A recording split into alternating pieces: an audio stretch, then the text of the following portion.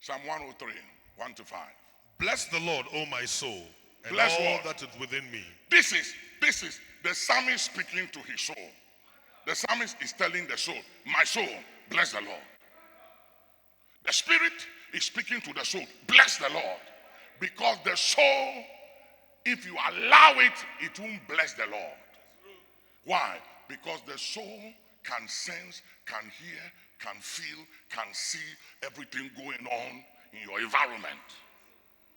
And the soul responds to what it's hearing, responds to what it's feeling, what it's seeing and sensing.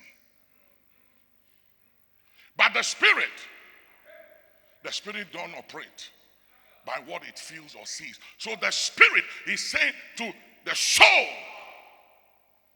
bless the Lord. Oh, my soul, bless the Lord. What does that mean? Speak well of the Lord, irrespective of what you are feeling, irrespective of what you are hearing and sensing and going through. Speak well of the Lord. You have to get to a point where you refuse to be moved by what you are feeling, what you are hearing, what you are sensing, and just speak well of the Lord no matter what. Put your hands together. Give God a shout in the house.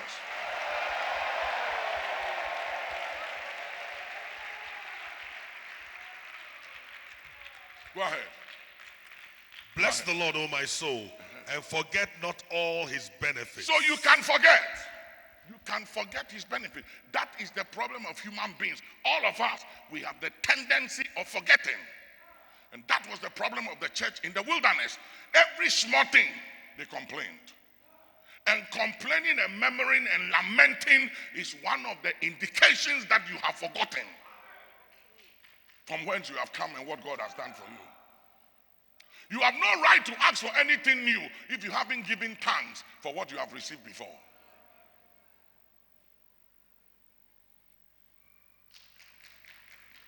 When Jesus took the 5 loaves and fishes, he didn't pray. He gave thanks and it multiplied. Thanksgiving will multiply what you have. An attitude of gratitude will multiply what you have. It will guarantee you more and give you more. Learn how to be grateful and to be thankful. You can be thankful for the little, and the little can become much and plenty.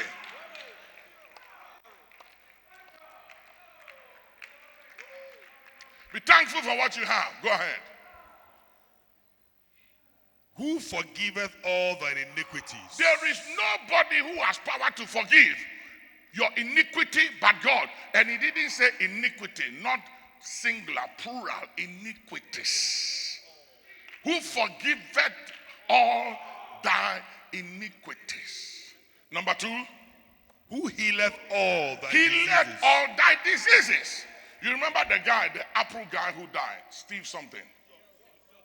If that guy was told that he can come here and I can pray for him and he will be healed, and I tell him to make a contribution of $1 billion to the prayer mountain, he will double it and leave. But the time comes in your life that no amount of money you have or connection you have can save you but the Lord. Are you hearing me, somebody? And he said, who healeth all thy diseases. Don't forget that God has prevented something in your life. That you are only sitting here because God showed you mercy. You are still alive because God kept you alive. You are still alive because God prevented something. You should have been dead and buried by now. Some of you should have had a casket in your house. You should have lost a loved one.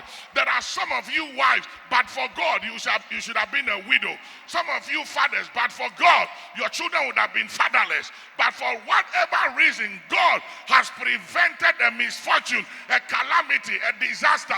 And just because you don't have enough money in your pocket, or somebody doesn't like you, or somebody is despising you, you are refusing to praise the Lord. You are refusing to speak well of the Lord.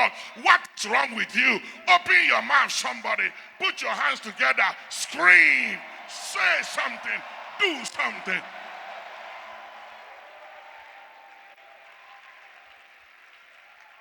All thy diseases. Not some. All thy diseases.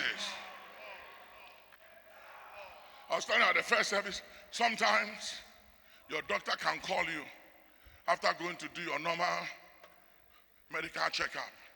And said, I want you, the nurse will say, it's very urgent. Doctor wants to see you, but he wants to see you with your husband, your wife, and your children. That word alone can take sleep from you. The doctor said it's urgent. He wants to see you with your husband, your wife, and your children. You need to know something beyond the natural senses by your prophetic senses to be at peace and to go to sleep. Whilst you are waiting for the medical report, and then you go, you are the doctor's waiting area, and they say, doctor, I will be with you soon. And did you come with your wife and your children or your husband? Yes. Then your heart, boom, boom, boom, boom, boom, boom, boom. Then you get to the doctor's and say, sit down.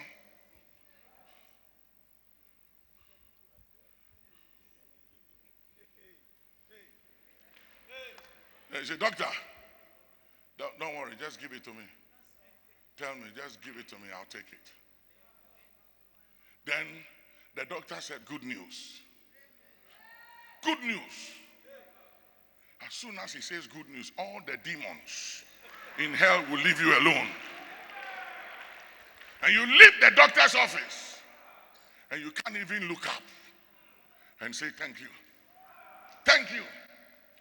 Thank you. Next day, you have a pain in your chest. Call the doctor. Call the doctor. Doctor! Pain in the chest. What do you think that is? Nothing. Nothing. You have to come to a place, pain in the head, pain in the heart, pain in the what? It doesn't mean anything. Are you hearing me? You come to a place, even when you sense the symptoms of stroke, you say to yourself, the devil is making noise. The devil is a liar. You didn't hear what I said? The devil is what? A liar. And you say, it ain't gonna happen, it ain't gonna happen. Listen, you have to cultivate this audacity and attitude and courage to know how to address and to speak to the enemy. Because if you don't do that, he will fool with you every now and then. He will tell you, you are going to have a heart attack. You are going to die. Tell somebody, not this way. Tell somebody, I know if Jesus tarries, I have to go to heaven. But not this way. Not at the devil's terms. Not on his terms. Hey! Hey! Hey! Hey! Hey! Hey! Hey! Not on his terms. Say, not on his terms. Say, Satan, not on your terms, not on your terms. Say, you don't have the mandate. You can try, but you don't have the mandate to have my life or to take my life, because I'm redeemed by the blood of the Lamb. I am the redeemer of the Lord. You don't have the mandate. It is not in your power to have my life. Jesus said, no man can take my life. Let no man, let no wish, let no principality, let not the heaven, the air, the land, the element, let nothing of the sea, nor under the earth, the underworld, let nothing have the power and the ability to take you. Say, I refuse to be taken. Let nothing hijack your seed. Let nothing take your family. Let nothing take you by any means. Put your hands together and scream and give God praise.